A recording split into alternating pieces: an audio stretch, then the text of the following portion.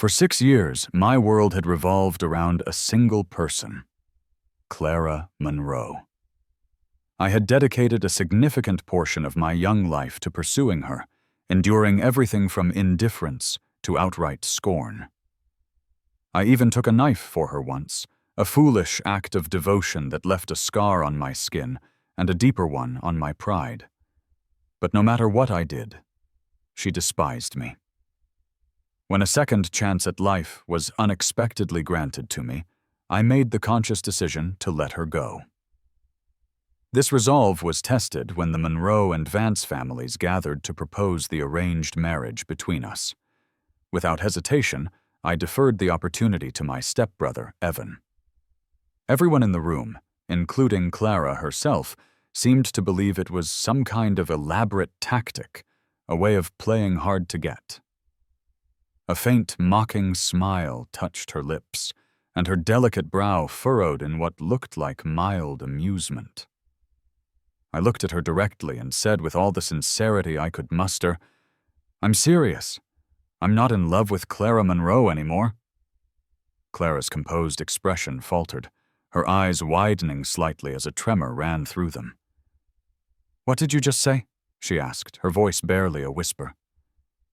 In my previous life, I only discovered the truth after we were married.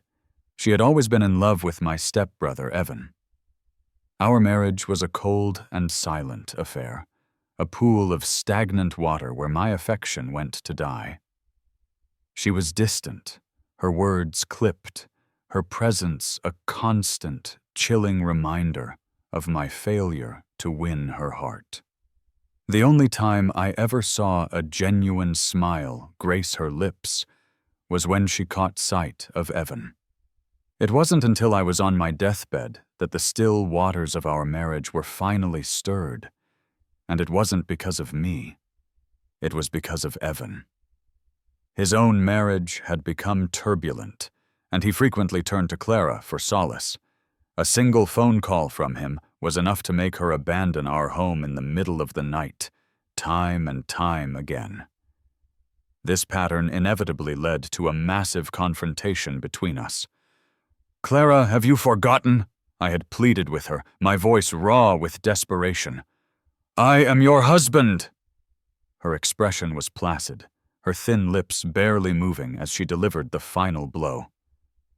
"Leo Vance, if it weren't for you, I would have been the one marrying Evan. His life wouldn't be like this."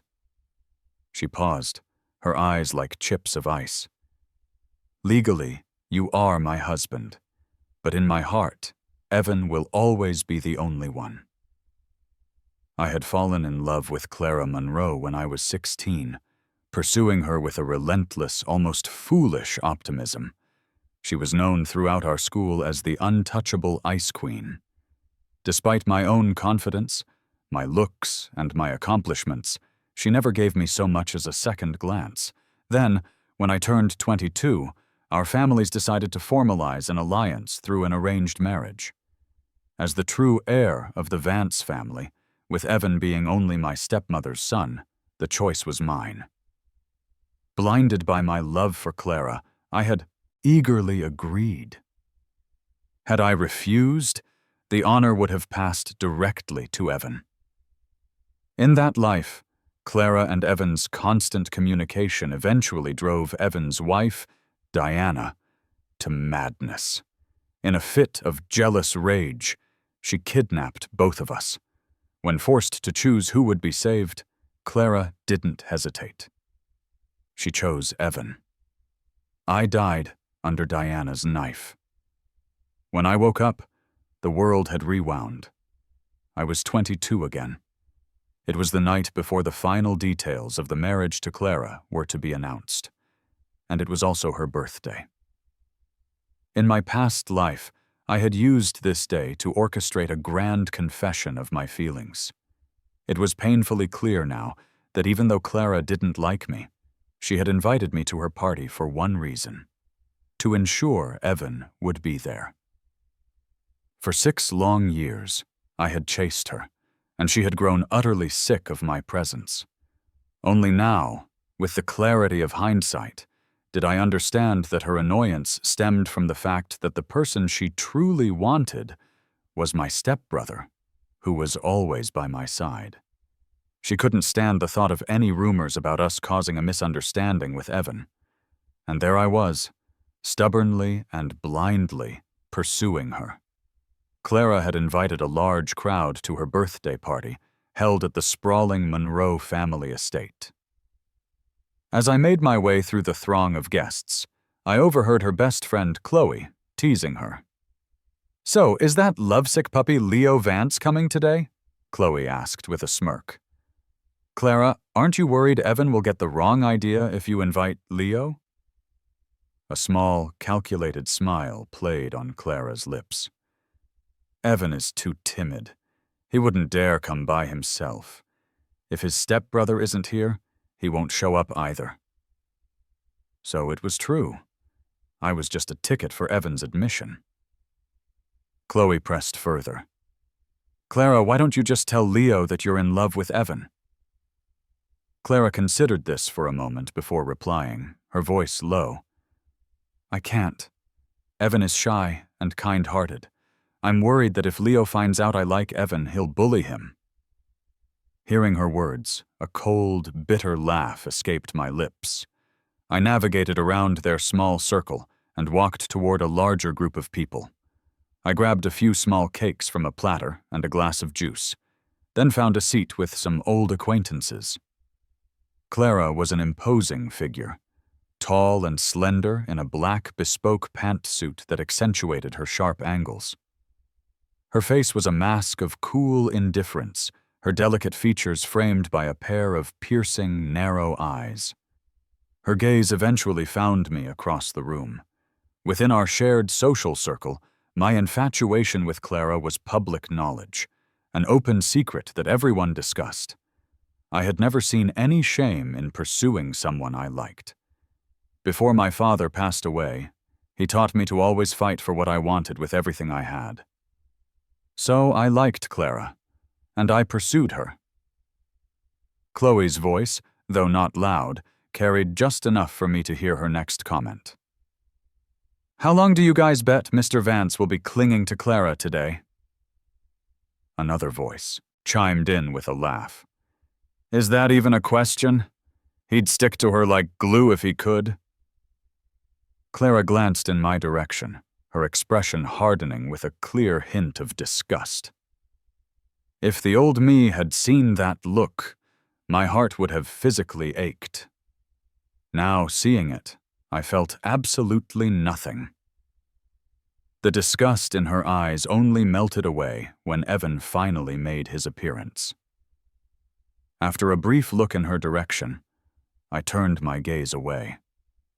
Evan and I had always maintained a civil distance, never engaging in any serious fights.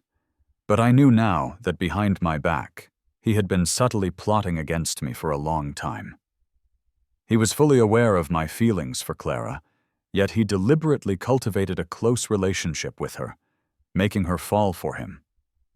Ever since we were young, I had sensed a subtle rivalry from him, but he never dared to challenge me openly. I was, after all, the only true heir of the Vance family. Clara's gaze softened completely as she looked at Evan. The tense, gloomy expression she wore just moments before relaxed into something gentle. Before our marriage in my past life, I had never paid close attention to the nuances of their relationship. I recalled a memory from our high school graduation day when we were 18. All the students were taking pictures on the campus quad. I had smiled and asked Clara, who had a camera, if she would take a picture of me. She paused for a moment, then nodded. "Sure," she said. "Have Evan join you." I didn't think anything of it at the time and called Evan over. I naively believed that her agreeing to take my picture was a sign that she might have some feelings for me, especially since I had overheard her telling Chloe that she planned to take a picture of the person she liked at the graduation ceremony. She had turned down everyone else's requests. It was only after we were married that I found the camera and discovered that every single photo on the roll was of Evan. In the picture we took together, I had been completely cropped out, leaving only a smiling Evan. When I found that photo, a sharp sting filled my nose, and my body trembled. Clara didn't have to like me, but why did she have to use me to get closer to Evan? The gifts from Evan were always put away with care by Clara, while presents from everyone else were unceremoniously piled into a storage room. In my past life, I had spent weeks designing and hand-polishing a pair of cufflinks for her. Their final destination was that same storage room. Today, I hadn't prepared any gift at all. She didn't like me, so she certainly wouldn't like anything I gave her. As the party began to wind down, Clara started cutting her birthday cake, surrounded by a crowd of well-wishers. When she closed her eyes to make a wish, she looked up, and her gaze fell directly on Evan. As she looked away, her eyes happened to meet mine for a fraction of a second. Her expression immediately turned cold. I offered a slight, cool smile in return before looking away. Amid the cheerful chorus of birthday wishes, I quietly left the party. Back at the Vance estate, I began methodically clearing my room of anything related to Clara. When Mrs. Gable, our housekeeper, saw me packing everything into a large box, she asked with concern, "Young master, are you certain about this?" I nodded firmly. "Yes, I'm sure. All of this. And this too. Please throw it all away." The box was filled with mementos of my obsession. Her completed homework assignments I'd managed to keep, her award certificates from school, even small casual gifts she had given me that I had treated like priceless treasures. She had once given me a watch with a 7-figure price tag as a casual gift. Thinking of that watch, I paused. "Wait," I said. "Mrs. Gable, leave the watch." It was a valuable piece. Just because I didn't like her anymore didn't mean I had a problem with money. I took the watch to a luxury consignment shop to sell it. The clerk examined it carefully, his eyes lighting up. "Mr. Vance, are you sure you want to sell this?" I nodded. "I'm sure." I signed the paperwork, and the watch was sold. In my past life, I had shamelessly begged Clara for this watch as a birthday gift. I noticed later that Mrs. Gable hadn't actually thrown the box of memorabilia away. She had just moved it to a storage room. I sighed. I suppose the image of me being hopelessly in love with Clara was too deeply ingrained in everyone's mind. Even she didn't believe I would give up so easily. After all, it had been 6 years, not 6 days. Letting go of Clara was proving easier than I had ever imagined. I carried the box myself and tossed it into the large dumpster outside the mansion gates. Just as the box landed with a thud, a heavy rain began to fall. After I had showered and changed, Mrs. Gable knocked on my door. "Leo, Miss Monroe is here." I paused for a moment. I already knew. "I know, Mrs. Gable." When I went downstairs for a glass of water, I found Clara still sitting in the living room. Beside her was Chloe. Evan stood nearby, looking hesitant and nervously fiddling with the hem of his shirt. "Clara, Chloe," he said softly. "Thanks for bringing me back. I'll go get my brother now." Clara frowned slightly. "Don't bother," Chloe added in a teasing tone. "Oh, Evan, don't you get it? The person our Clara wants to see isn't your brother." The implication was clear. She was here for Evan. I walked slowly into the living room and took a long sip of water. I glanced at the three of them, finished my drink, and turned to leave. Evan called out, "Leo, Clara is here. Aren't you going to sit for a bit?" I stopped and looked back, offering a faint smile. "No, you go ahead and entertain them." Upon seeing me, Clara's expression had been nothing but cold. She said, her voice flat, "There's no need to entertain. I'm leaving soon anyway." I went back up to my bedroom. A short while later, I heard the faint sound of crying from the hallway. Clara was gripping Evan's arm. Tightly, her usually cold eyes filled with an intense, loving emotion. Her voice was restrained, thick with held-back feelings. "Evan, you obviously like me, so why are you pushing me towards him?" Evan's voice was laced with a soft sob. "Clara, my brother likes you. I'm scared." Clara's emotions surged. Scared of what? Evan looked pitiful and vulnerable. "I'm scared my brother will stop liking me.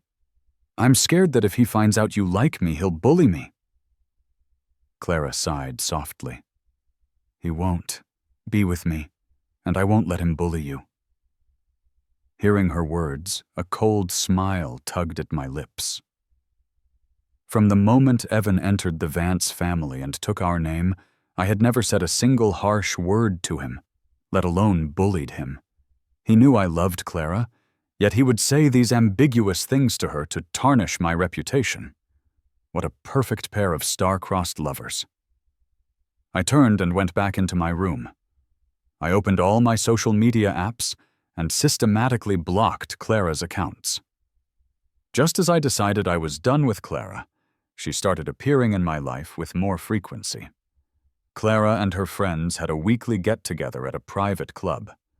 As fate would have it, the location of my own reunion with some old classmates was the very same place.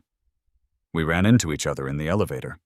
She looked at me, her eyes filled with the familiar displeasure and disgust. Chloe immediately chimed in with a snide remark. Well, Mr. Vance followed us all the way here. Your intelligence network is pretty impressive." I smiled back. "You give yourselves way too much credit." "Why would I be chasing you?" Chloe said sarcastically, "Of course you're not chasing me. You're here for Clara, right?" After a moment, Clara's expression turned icy, her tone a clear warning. "Leo Vance, I'm discovering you have a really thick skin." I stared back at her coldly. "Clara Monroe, I'm discovering you're a real narcissist. I was on this elevator first. If anyone is stalking someone, it's you two stalking me." The elevator reached our floor. Clara squinted, giving me a sharp, sidelong glance. There was 1 week left until the official announcement of our arranged marriage. This time, I would not be choosing Clara.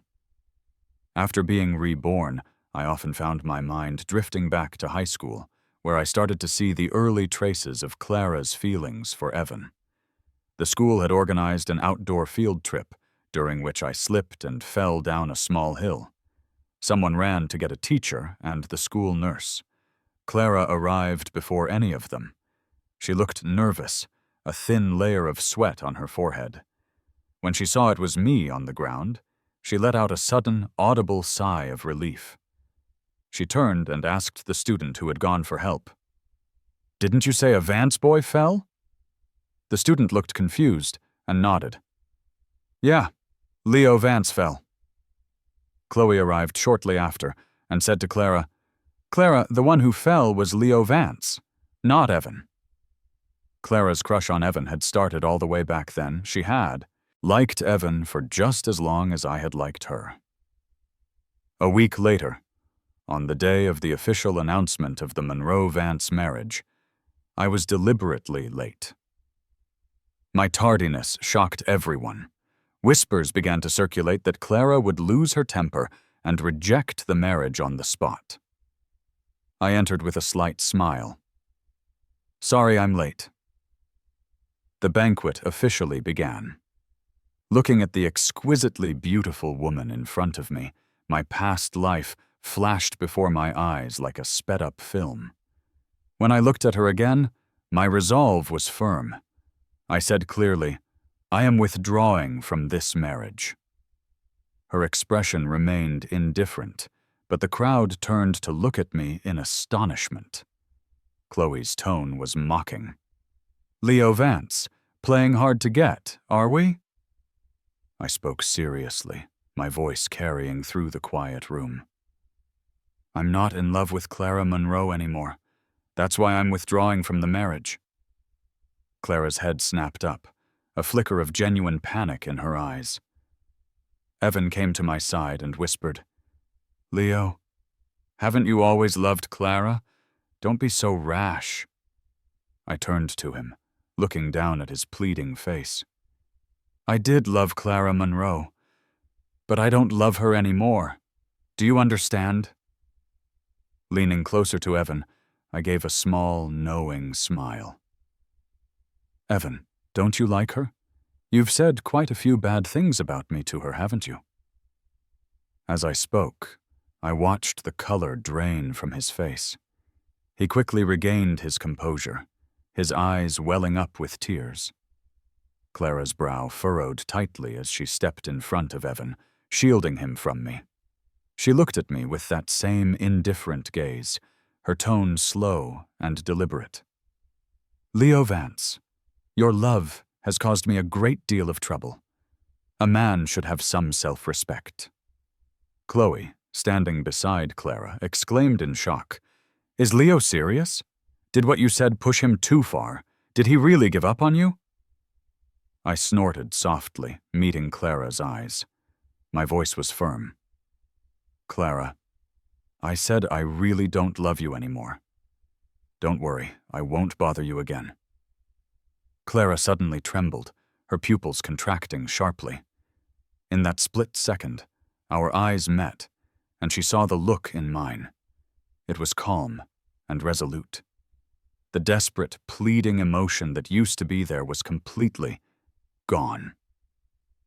The change unsettled her. The words, "I don't love you anymore," hit her heart with a resounding thud. A faint, tingling sensation, like a weak electric current, spread through her, leaving her numb. It felt as if her heart was being squeezed in a vice. Clara frowned. The look in my eyes felt familiar, as if she had seen it somewhere before. She shook her head, dismissing the thought. The person who had saved her brother all those years ago was Evan. It couldn't have been me. I looked at the Clara in front of me. She was more mature and composed than she had been 8 years ago, having shed her youthful immaturity. Falling for her had been instantaneous. Giving up on her had taken a lifetime. The year after my father passed away, my mother remarried. I spent a whole night crying at his grave on the mountain. The sky was dark, and the air was cold. Clara had appeared, standing silently behind me. "Are you done crying? It's dark. I'll take you down the mountain." That was the first time she had shown me any kindness. The second time I saw her was at the hospital. I was a bone marrow match for her 8-year-old brother. I was wearing a surgical mask. She cried and begged me to save him. I thought that by saving her brother's life, she might come to like me. If not like, then at least not hate me. But it didn't matter. She still loved Evan. Last night, I had found a bracelet I had missed while cleaning out my room. It was the good luck charm bracelet she had given me before I underwent the transplant surgery for her brother. I was about to take it out and return it to her. Suddenly, Evan grabbed my hand, positioning his body between me and Clara. "Clara, you asked me for an answer, didn't you? I'll tell you now. I love you. I don't want to give you up to my brother anymore." Clara seemed to be in a daze for a moment. Her voice was slightly hoarse as she thought it over. "Okay." Before the arranged marriage with the Monroes, my mother had told me that whether we went through with it or not, the Vance family fortune would be mine. The marriage was simply a way to maintain the relationship between the two families. I raised my wine glass. "Congratulations, sister-in-law." The thing Clara Monroe had sought her entire life was finally hers. She looked stunned, but there was no joy on her face. Because I loved Clara, I had worked tirelessly to keep up with her. I raised my score by 122 points in the final 100-day countdown to the college entrance exams. After the exams, I was just 1 point shy of her score and got into the same university. After graduation, I followed her to a job at the Monroe Corporation.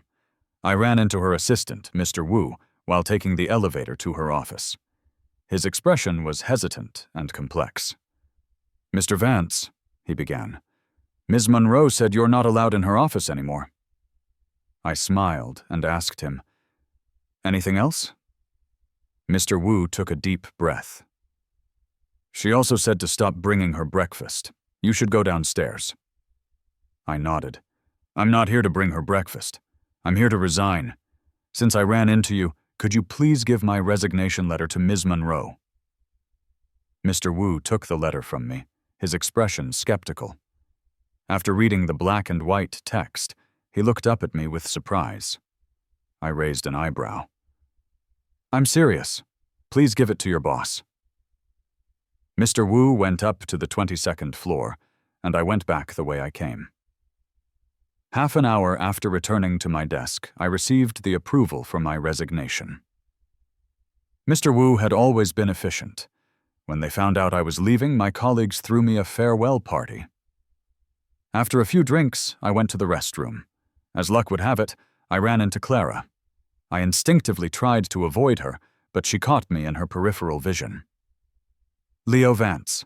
When she said my name, my heart still gave a reflexive skip. What rotten luck. When you want to see her, you can't. When you don't, she just appears.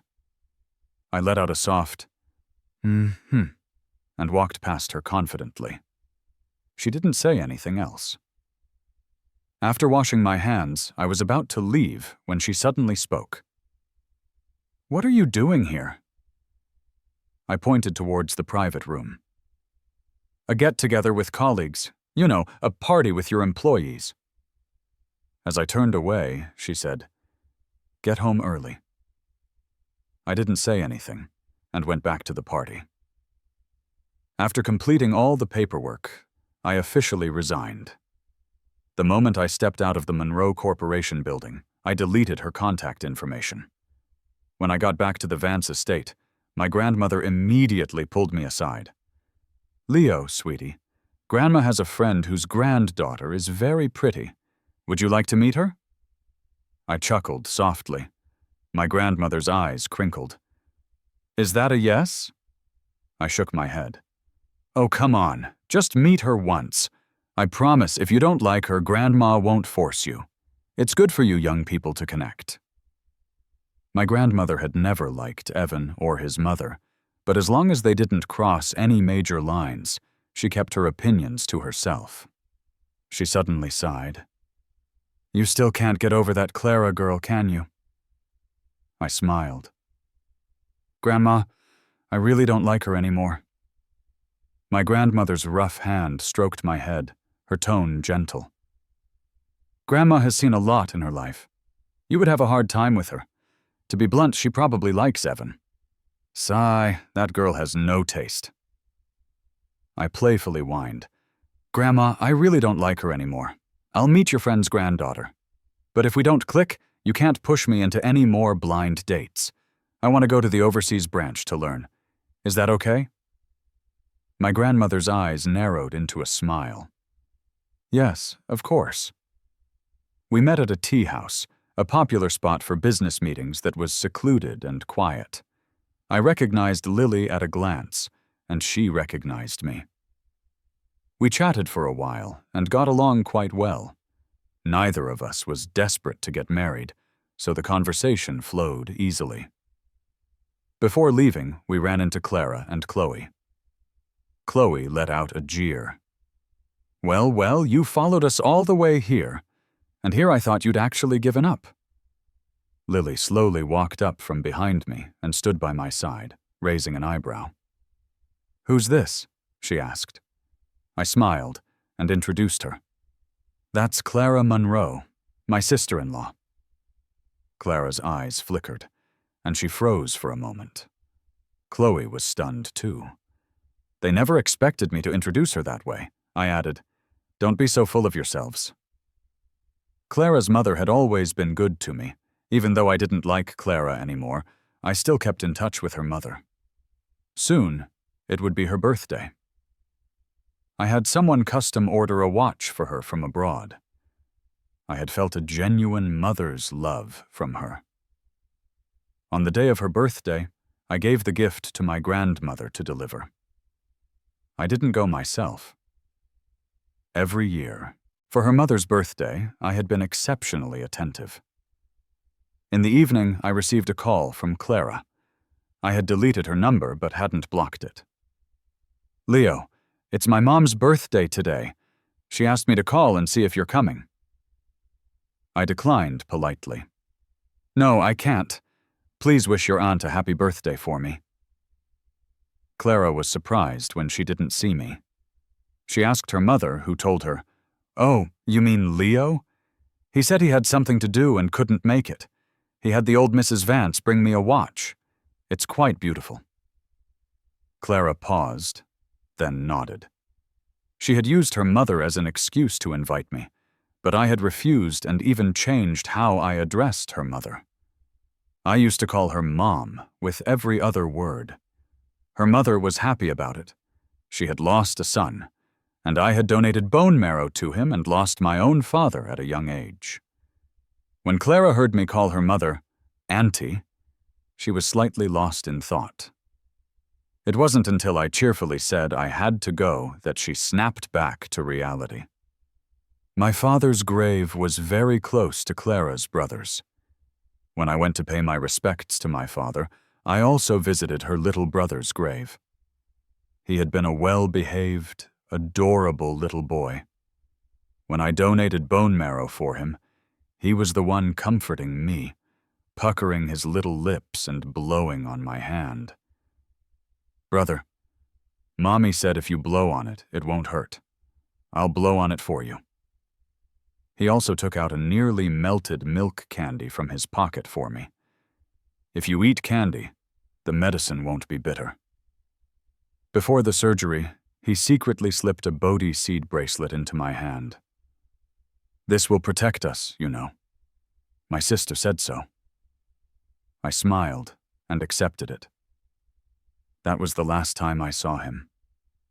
Now, looking at this bracelet, I sighed. I packed the bracelet and sent it via a local courier to Clara. I attached a sticky note. "This is the Bodhi seed bracelet your brother gave me before his surgery. I know what it feels like to miss someone who has passed away, to receive something of theirs on a random day. That's why I didn't throw this bracelet away." Local courier services are fast. It arrived by evening. When Clara called, her tone was urgent. "Leo Vance, how do you have that bracelet?" I was silent for a moment. "Your brother gave it to me before his transplant surgery." I hung up. Half an hour later, Mrs. Gable knocked on my door. "Leo, Miss Monroe is at the gate." I was taken aback. "Clara Monroe?" Mrs. Gable nodded. I said, "Let her in, and go get Evan." Mrs. Gable didn't leave. "Miss Monroe said she's here to see you, and Evan isn't home." I sighed. "Mrs. Gable, just tell her I'm not home either." After she left, I got a call from Clara. I rejected it. She called again. When I finally answered, her voice was hoarse. "Leo Vance, let's meet." I grunted in agreement. "Let's talk on the phone." She burst into the mansion, heedless of everything. I had no choice but to step out of my bedroom. "Clara, what do you want to say?" Her eyes were dark, the usual coldness gone. Her lips were a straight line as she spoke. 6 years ago, were you the one who donated bone marrow to my brother?" I nodded. "Yes." "What? Is your conscience finally bothering you? Want to pay me back?" I took out the good luck charm she had given me all those years ago and cut it in half with a pair of scissors. Clara's eyes suddenly turned red. She knelt on the floor, desperately picking up the pieces. When she heard me say yes, A wave of bitter regret surged from the bottom of her heart. For so many years, she had been misled by Evan. At the time, I was completely covered up, with only my eyes visible. She had met Evan first at school, and only knew the donor's last name was Kane. The doctors were unwilling to disclose more. She knew Evan was a son of the Kane family, and her friends had told her he was kind. So she found Evan and thanked him. He froze for a moment, then smiled and said, "You're welcome." After that, her best friend told her I was stubborn and bullied Evan. So she developed a dislike for me, afraid my pursuit would cause a misunderstanding with Evan. Her voice trembled now, slightly hoarse. "Leo Vance, why? Why didn't you tell me?" Looking at her red-rimmed eyes, I said, "Clara, you don't even know who donated bone marrow to your own brother, do you? You're pretty pathetic. Evan's not home. If there's nothing else, you can leave." I turned to go, but a pair of warm hands gripped my arm tightly. "Let's get married." I shook her hand off and opened the security camera footage on my phone from the night she visited with Evan. "Sister-in-law, does this look familiar? You don't hate me now? Go on and protect your precious Evan.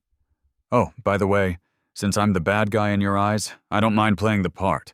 In a few days, Evan can change his last name. There will only be one son of the Vance family, and that's me." She tried her best to hold back her sobs. "Leo, I'm sorry. I misunderstood." My grandmother came out and pulled Clara away, persuading her earnestly to go home. My grandmother was furious when she found out that Evan had taken credit for my bone marrow donation. After my mother flew back from abroad, my grandmother tearfully complained to her, "That's it. You're getting a divorce. My Vance family doesn't want a bloodline of unknown origin, and we certainly won't have someone who dares to slander my own grandson. That mother and son won't get a single penny." On the day of my mother's divorce from her stepfather, Evan looked at me with red-rimmed eyes, trying to act pitiful. But my mother just said coldly, "That's enough. I've been more than lenient with you and your mother. You don't have to act pitiful with me. I know who my real son is." The news spread like wildfire. Everyone knew I was the only true son of the Vance family. I was preparing to fly abroad to study. The day of the divorce, my mother cried in front of me for the first time. "I thought they were honest people," she sobbed. "But I neglected you, and I never expected the things they did behind my back. It was my fault. I'm so sorry." My grandmother insisted on coming abroad with me, not wanting me to be alone. I agreed. The next time I saw Evan, he was in a scuffle with a woman at the hospital. When I saw the woman's face, a chill ran down my spine. It was Diana, his wife from my past life, the one who killed me. She was roaring, "You said you were a Vance, but you're just a fake. How dare you lie to me?" Seeing Diana, I immediately turned to leave. Evan pointed at me. "It was him. It was his fault. He's the real son of the Vance family. If it weren't for him, my mom and I wouldn't have been kicked out." Diana's face flushed with anger as she rushed towards me, the knife in her hand the same as in my past life. I immediately ran. A surge of adrenaline helped me outpace her. Suddenly, Clara's car screeched to a halt, and she shoved me into the passenger seat.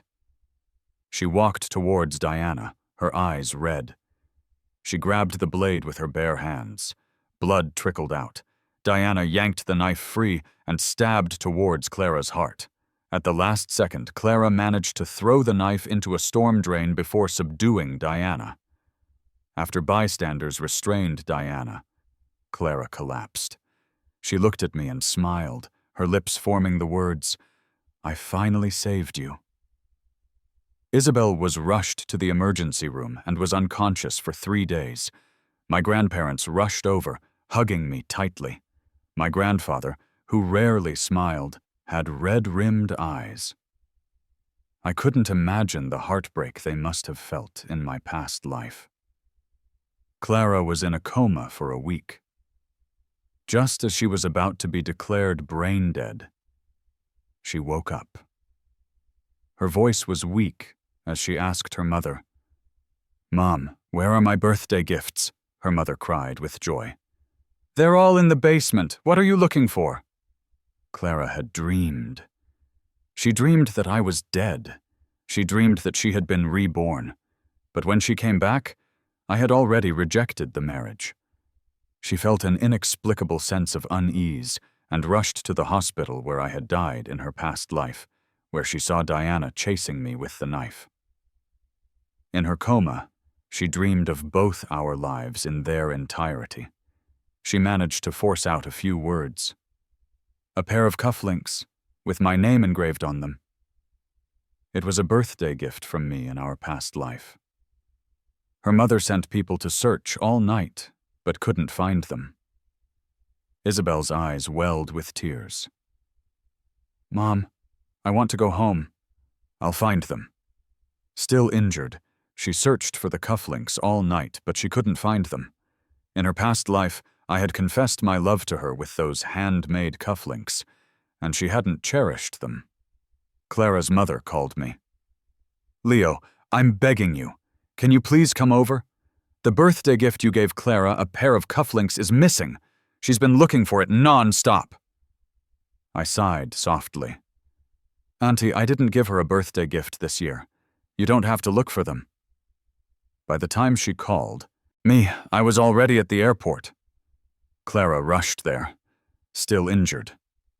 She looked anxious and panicked, her body trembling. Our eyes met for a moment before I walked through the security gate. She was stopped by the staff. She shouted desperately, "Leo Vance!" She knelt on the ground, her eyes red, looking helpless and desolate. After I flew abroad, I heard that the Monroe family sued Evan and Diana. Diana was sentenced to prison. One day, I answered a call from an unknown number. It was a familiar voice. "Leo, why can't I see your social feed anymore? And I can't call you." I told her the truth. "I blocked you." The line went cold. I hung up without hesitation. Clara was left with permanent injuries. Her heart was damaged, confining her to a wheelchair for life, partially paralyzed. Her hands trembled, unable to lift heavy objects, and a piercing pain would shoot through her limbs when it rained. I wonder which is more painful, that kind of pain or death. Her mother begged me to see her, just once, but I refused every time. After my mother retired, I took over the Vance Corporation. Clara's story. In my past life, it was only after Leo died that I learned he was the one who had donated bone marrow to my brother. It wasn't Evan. Evan had misled me, making me believe he was the kind donor and that Leo was cruel. By the time I knew the truth, it was too late. Leo was buried on the mountain with his father and my brother. I sought out a Taoist priest who said he could grant me another life in exchange for my own longevity and health. The price was a lifelong disability, a life worse than death, never finding peace. I agreed. After being reborn, Leo was reborn too, but he came back earlier than I did. By the time I returned, he no longer loved me. He hated me so much he threw away everything I had ever given him. The watch I gave him, he sold. I saw it on Chloe's wrist. She said she bought it from a second-hand luxury store. Only then did I finally accept that he would never want me again. In this life and the last, I am the one who owes him.